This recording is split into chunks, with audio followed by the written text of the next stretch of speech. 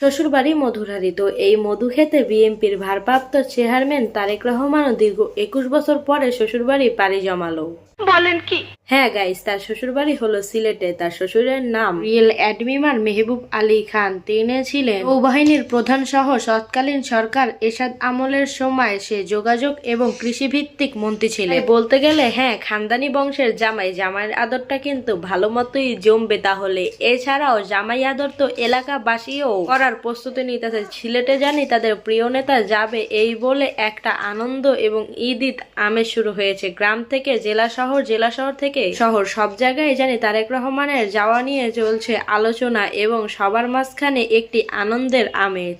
সিলেটের তার শ্বশুরবাড়ি এলাকাতে উৎসব মুখর পরিবেশ সৃষ্টি হয়েছে।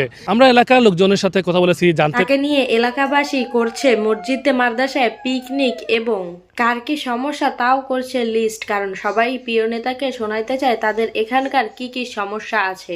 দীর্ঘদিনের পর সিলেটে আসা, সিলেটের মানুষের সাথে আবারও যুক্ত হওয়া, মানুষের যারা নেতাকর্মী রয়েছেন তাদের দীর্ঘদিনের যে প্রত্যাশা, একটা কথা কিন্তু স্বীকার করতেই হবে, যারা রাজনীতি করে তাদের কিন্তু মধুর হাড়ি থেকে মধু বের কইরা খাওয়ার সময়টা পর্যন্ত নেই, কারণ তাদের সব জায়গায় রাজনীতি।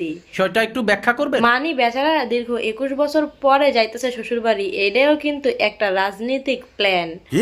সে শ্বশুরবাড়িতে মাত্র ১ ঘন্টার জন্য জামাই আদর খাইতে যাইতেছে, আর বাকি সময় তো সে পাবলিকলি দিবে, জানি ভোটটা তারা তাকেই দেয়। আর এই কথাটি বলে সে আরো বেশি কনভিন্স করতে পারবে যে আমি এই এলাকার জামাই, আমি আপনাদের কষ্ট দুঃখ ভালো বুঝবো। এটা তুমি ধরেই ফেলেছো। কিন্তু সিলেটবাসীর এখন অনেক সতর্ক থাকা উচিত, কারণ আমরা কেউই চাই না কোনো অতর্কিত হামলায় তারেক রহমানের কোনো ক্ষতি হোক। যেহেতু সে এত বড় একজন পাবলিক ফিগার, তার উপরে তো যে কোনো সময় হামলা হইতেই পারে। আর এখন বাংলাদেশের যে পরিস্থিতি, সকলে সাবধানে থাকেন এবং সকলকে সাবধানে থাকার জন্য অনুপ্রাণিত করেন। সঠিক বলেছেন, আপনার বুদ্ধি ভালো।